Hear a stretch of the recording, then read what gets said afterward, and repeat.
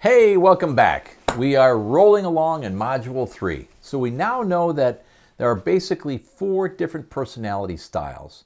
Those who are in task mode are on the north side of the model, who are the aggressors and the analyzers. Those who are on the relationship side, or south pole, are the emoters, or sometimes known as the expressors, as well as the harmonious, which sometimes are called collaborators. So you have task mode at the top, and of course at the bottom you have relationship mode. So that gives you the north-south pole. Now, east-west is different. You've got those on the west who are in tell mode, your aggressors and your expressors. They love to talk, they like to express themselves.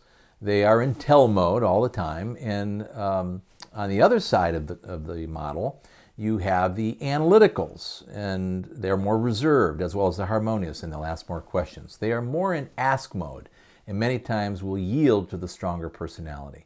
Now that gives you the 4 boxes, so let me just explain what you're going to actually experience and see when you work with these 4 different personality profiles.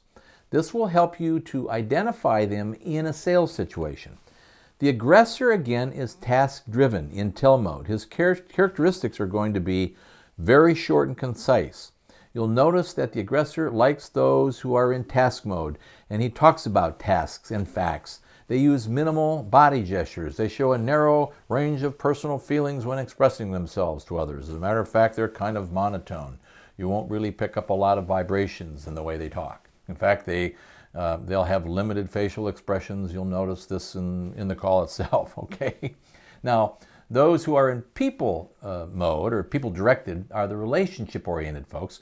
They talk about people, and about relationships, and about situations involving people. They have very broad and expansive body gestures. They show a broad range of personal feelings. They will express themselves fully. You won't have to guess or wonder what's on their mind. They'll put it on the table. And they have varied and open facial expressions as well, kind of like me. Okay, so there's your north and your south. So let's go to those who are in tell mode, aggressors and expressors. They will speak quickly and firmly. Oftentimes they will interrupt. In fact, they will cut you off mid-sentence and actually finish your sentence for you in some cases. They use their voice for emphasis, particularly the emotives. They make declarative statements. In other words, this is the way the world works according to Mike Harrison. Okay, of course it works that way. Or this is the world according to whomever. They make very declarative statements. And this is a fact. So look for it. And then they tend to lean forward when they express themselves. Those who are in ask mode, now they're going to be the more harmonious and analytical types. They will speak more deliberately. They will often pause. They will collect themselves, gather their thoughts. They will usually not interrupt others. In fact, they will allow you to readily interrupt them.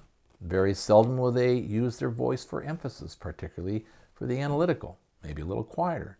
They make more conditional statements as opposed to declarative statements, meaning that they see a certain point of view, but they also give room for other possibilities. So they are always thinking about, how does this work? How does this tick? So their statements have more conditions attached to them as opposed to being directives. Then they have a tendency to actually lean back. When you're deliberating, that's what you do. So that gives you some insight as to what you are actually looking to see in the call situation, the clues. The aggressor likes to focus on results, get to the point. They like to take charge of the situation, so they will drive the bus. So let them do it. They need to. They are decisive. Once they see something and it looks like it's going to work, they'll move. They like a challenge, and they don't have any problem with a debate. In fact, they enjoy the debate because it gets to the task. It gets to the best solution, and they like solutions, okay? They won't dabble about that. Frankly, they like hard facts. Pointing out facts, give it to him straight, and let him sort through it. He will respond well, and you'll see it. They like to talk, and they'll stay on task. Don't forget what this is all about. They love to buy. Once they get there, they will be task-driven, and they will move forward and buy from you. So that is what is something you're going to see with the aggressor. Now, when you get to the analyzer, who again is on the north side, but on the east side, they focus on the facts as well. but they also want logic. They want to know what's behind a situation. They'll squirm their face a little like this. They want to know what the process is going to be. How's this really going to work out? Is this thing something that will really tick, will work in my situation? They will act when they have absolute certainty and payoff is certain.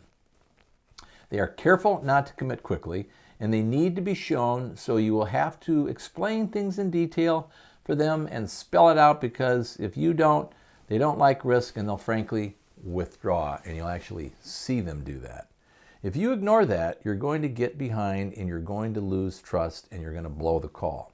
Also, they need time. If you rush them, you will lose trust.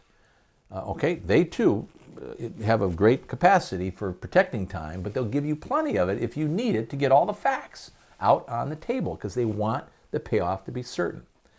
Now, the motor, they are fun to be with. It's a great call and you're going to have a good time. And they'll show a lot of emotion, all right? And summaries are going to work really well for them, because they're going to be jazzing it up all over the Mac, talking to interruptions. There's going to be stuff going on in that call. You will lose control so fast, believe me. These are the things you're going to see with the emoter. They love to create excitement, and they like to stay involved. They share ideas, dreams. They're enthusiastic. They're motivated. They're inspired. They're easy to persuade because they love the race. They like being in the game. Rapport is not going to be hard for you. Frankly, they are very trusting until you burn them. And if you do, you're out, and you will know it quickly. They will tell you. They talk through the issues and are very much the relationship buyer. They believe that if the relationship is solid, then there is absolutely no problem with doing business with you, as long as the solution is solid as well. So you have to have a good relationship with them, and you have to have good skills to get them there. But you also have to be really good at the back wheel. Make sure you deliver something that will work for them too. But again, because they like to talk, and you'll see that too, you've got to rein them in order to get order and control of that call. The last guy out there is the harmonizer, right? Remember him? Love the stories. In other words, draw pictures for them. Tell them about some of your clients. Share testimonials and how they approach the problem with your products and services. They want opinions, and they love harmony, and they'll sit and ponder the idea, and they'll want to chat about it. Reassure them. Give them certain strokes if they need it to reinforce the sale. All right? That's preeminent for them. Now, if you can drop 4 or 5 or 6 different references on them, man, they're going to love it. But it also can slow things down, because they're going to want to talk to all of them. You want to get it across the goal line, so give them a couple and be done with it. Gain agreement. Stop and say, do you think this will work? Does this make sense for you? Are you on board? These are the kinds of styles and ideas that a harmonious buyer is going to like. They don't like deception. They just want simple, basic relationship skills that work. But trust is preeminent with them. So make sure you show up with confidence and competence in your products and services. Otherwise, you're going to lose them there too. Those are some of the key characteristics that you have to have under your belt in order to be effective with these styles. Those are the actual behaviors and feelings and emotions that you're going to physically see in the sales call. And now you can pick out which one they are and adapt. All right, and when you do, you pick up on that profile, that sales cycle is going to be powerful, because you've adjusted your style to theirs, and you've become very versatile, and you can move quickly and move that call along so that you get it across the goal line in every situation. So that's enough for that. So you have learned some good traits and characteristics about these 4 different profiles, and you know exactly what to do in order to be more versatile and adjust your style to them so that they can close the deal with you. It's your call. Thanks so much for listening. Get the learning sheets out. There's all kinds of stuff there that are going to help you with these things. Study them, learn them, use them. Now, I want your comments too in the student network, because we'd love to hear what you have to say. And I'll see you in the next video. In fact, I think we're ready for the next module. Module 4. Terrific. Great job. See you next time.